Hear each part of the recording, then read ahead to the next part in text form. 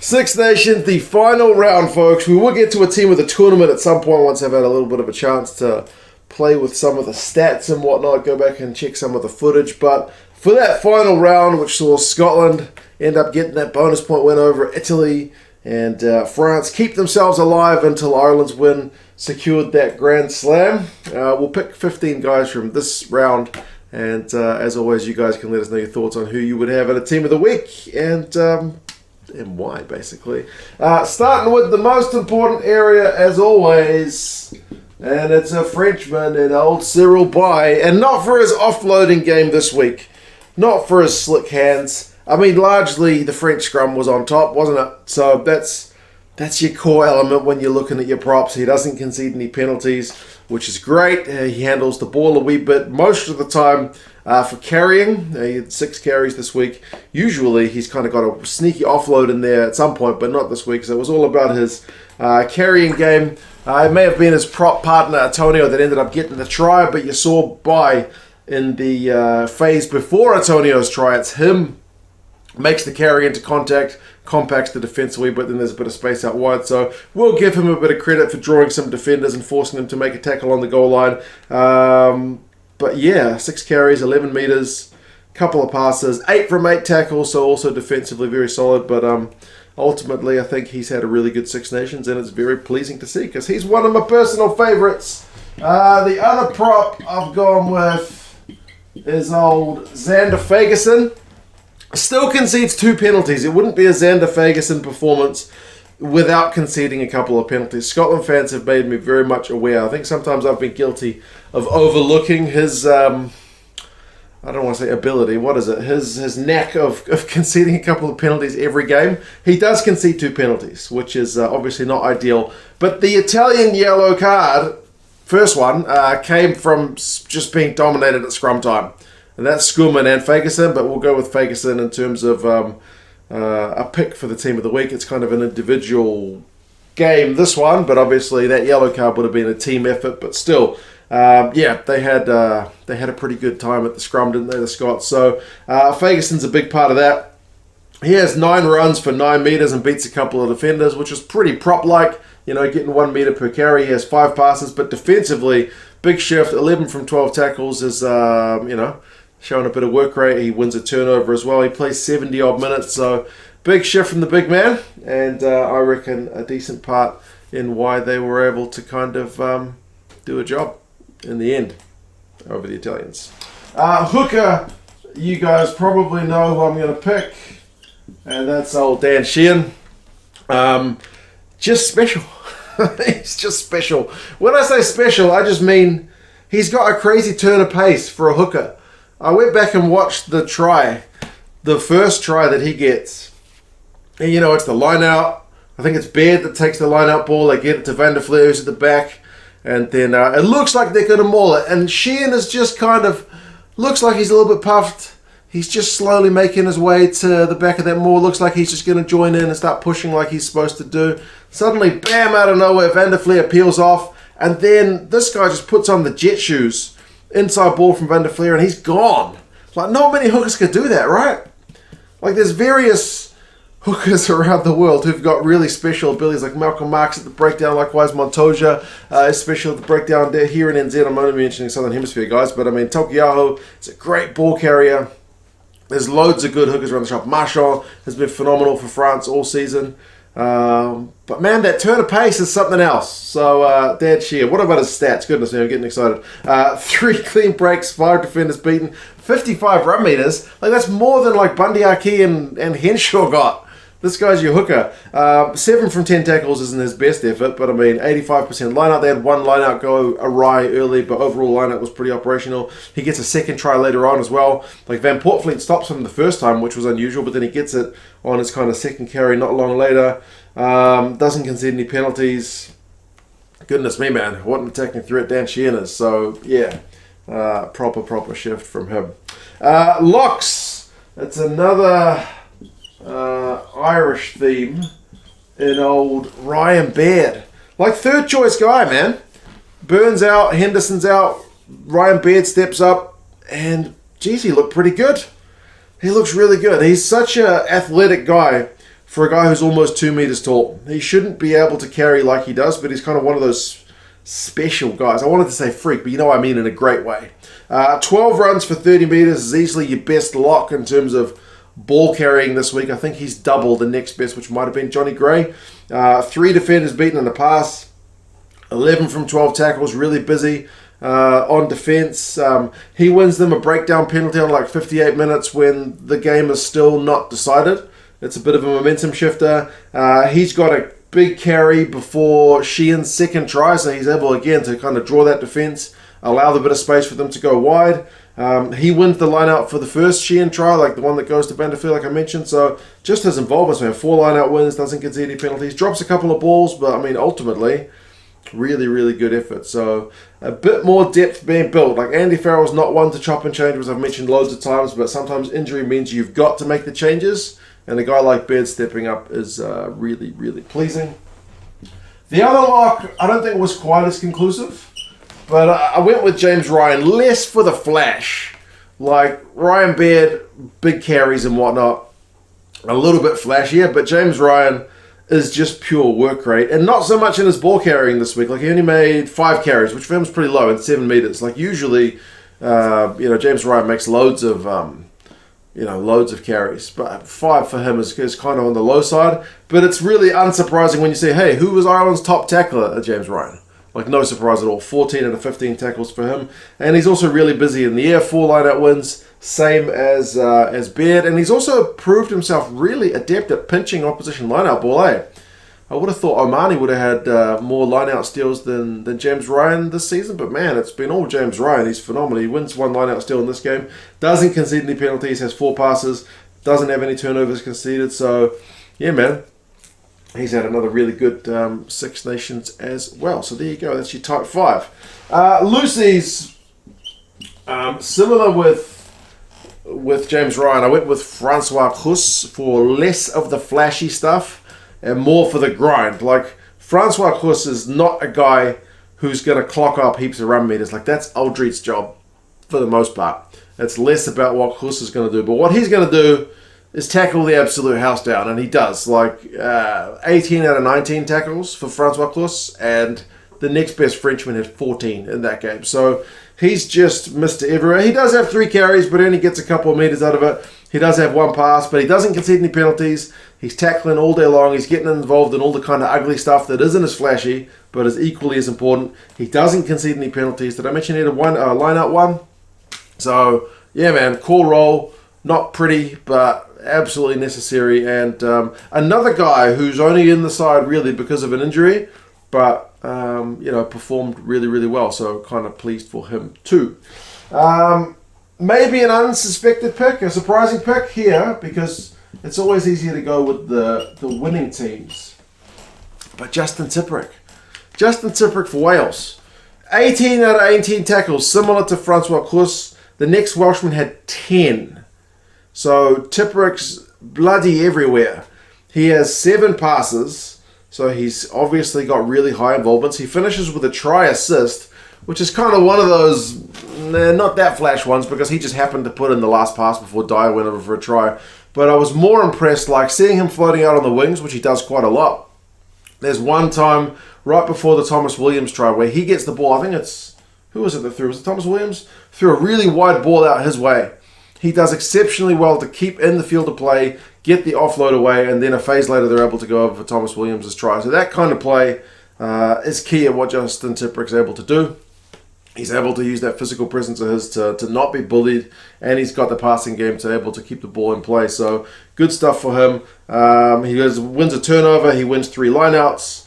He has 7 runs for 17 meters. So man, like Van der Fleer also pushed him strong, but just if I was looking number for number, TIPURIC had like more tackles. I think it was more meters. They both had a try assist. Like, yeah, man, TIPURIC. Not always easy to go with the losing guys because we tend to rate them lower, but individually, which is what this game's all about, I thought he did pretty bloody well. So, yeah, Justin TIPURIC. And last one from Scotland, he got man of the match. Old Jack Dempsey. Now, if you want flash, this was a flashy performance, like, and a bit of grunt as well. 23 out of 23 tackles. I think the next Scotsman had 14. 23 out of 22 tackles. That's crazy. He has 52 meters. He beats 6 defenders. Yeah, big carrying and big tackling. This is why he's in the side, isn't he? 13 runs from him. Really big work rate. He passes 5 times. He wins a line out. He offloads. Like, just absolutely involved in everything. Pretty tireless from him. Played the full 80. He does concede 3 penalties, which is one area the Scots were a little bit guilty of conceding a few penalties. Like, one of them was a very soft one, like Don Brown had the week before, or it's just a restart, and he carries it and just gets immediately pinged at the breakdown. Like, that's the kind of stuff that we shouldn't see happening. But overall, man, he got man of the match for a reason. Jack Dempsey was really, really busy. So, yeah, it's an interesting one with that Scottish back row as which guy of those 4 normal ones, like Watson, Fagerson, Ritchie, and Dempsey, like who do you bench? It was Fagerson this week, but yeah, they'll have to make that decision going forward. But anyway, thought Dempsey was pretty good. That's your forwards. Backs. I think it's literally every week I've picked this guy. Literally every week. Antoine DuPont. He's just really good. I don't know how many more words to say. I can't get excited about talking Antoine DuPont anymore. But I don't take it for granted. I appreciate the fact that I get to watch this guy play as much as I do. It's sad that Six Nations has ended, and I'll have to go find some top 14 to watch if I want to see DuPont playing anytime soon. But, I mean, the try assist he gets is a huge pass. I don't know how many meters it is, but it's a lot of meters. And he makes it look effortless. 10 runs, 41 meters. It's just kind of par for the course. I think Ali Price might have had more meters than him because he had an intercept. But overall, scrum halves don't usually get that many meters. 4 defenders beaten. The next scrum half had 9. Sorry, not 9. 2. The next 9 had 2. So he has 4. Next guy has 2. It's, again, not unusual for him. He has a clean break. He has 52 passes. Less kicking this week. More of the kicking went to NTAMACK, but he's still able to put boots of ball. 8 from 10 tackles is solid enough for a 9 without being his normal level of like 12, but like 12 from 12, whatever it was last week, 10 from 10. He does clear outs. He's got another one of those try-saving tackles where he stops Josh Adams seemingly from a really awkward position. I don't know, man. He just does a bit of everything. Antoine DuPont. Enjoy watching him play because he's something else. This guy, Romain NTAMACK. Oops, forgot your letter. Sorry, buddy. It'll be correct over there. Romain NTAMACK. I think it's the first time I've had him on my board this Six Nations because I've been tended to go with Finn Russell. And NTAMACK's kind of been pulling the strings okay. I was kind of hoping to see Jalibert get a go, but then he got injured. But then I think this is the best game we saw from NTAMACK, just especially as an attacking threat. Like, he gives Nick Tompkins a bit of a hard time and goes past George North like they were kind of nothing. Really early on in the game, sets up the first, that's the line break, which sets up the first Pinot try. Like, he doesn't get a try assist for it, but essentially he made that try. With that big carry, he's got 6 carries to 45 meters. The clean break is that one I'm talking about. The 2 defenders beaten. Well, one of them is Nick Tompkins for sure. Involvements, man, 21 passes. He kicks for days. Like I said, he took more of the kicking this week than in previous weeks. Usually it's DuPont with then him and Ramos in support. This week it was him, getting more meterage from his kicks. He does finish with a try assist, which is the, was it the wide? Oh, it's the one to Fiku. Yeah, the Fiku pass. But he also sets up the pass to Ramos, which goes to Peno for his second. So he's just involved in everything. So, man, great to see. Great to see from NTAMACK. Like I said, I was kind of a little bit not sold on him first couple of games. Was hoping for a bit of Jalibert. But, no, NTAMACK did NTAMACK stuff in this week. So, pleased for him. Another Frenchman in the midfield, Jonathan Danty. Man, he looks good. Last couple of weeks I've picked him since he's come back from injury. They described him as hot in the press conference 2 weeks ago, and then Galty has said, yeah, he's hot. Well, he's hot. He's in hot form, man. He scores a try, that one try out wide. He finishes with 9 runs, 34 meters, and a defender beaten. But it's honestly his physical presence on defense. 9 from 9 tackles. He's such a big man to move, and he just puts in hits that the guys are feeling through next week, right? He's such a big dude. He's got his quick pass as well. Helps set up the Fiku try, which I just mentioned. So I think it's line out, Danty, NTAMACK, Fiku. Like, it's quick hands because the line speed's coming up to shut him down, but he's still able to get the ball away. So he finishes with 3 passes. One of them is that quick pass to help kind of set up a try. I don't know, man. Gets a try, big defense, helps set up a try. What else do you want? He's playing playing really well for those final 2 games of the Six Nations, so pleased for him. 13 was kind of tricky. There's a few guys, but I ended up going with Hugh Jones again, like I did last week. And like pure attacking wise for Hugh Jones, it was maybe one of his quieter weeks because he's been scoring tries for days. He doesn't get any tries this game. He only breaks 1 tackle, which is kind of low for him this Six Nations. But defensively is where the Scots really shone against the Italians, right? Like their tackling percentage was like 95%. Remember, the Italian attack has been genuinely very good this Six Nations. Their finishing maybe not so much, but they're able to create chances. With the Scots, they didn't even really create many chances. But Jones is able to create 1. He gets the try assist for the Duhan van der Merwe try early on. Good pass from him. So 6 runs, 21 metres, defender beaten, like I mentioned for him.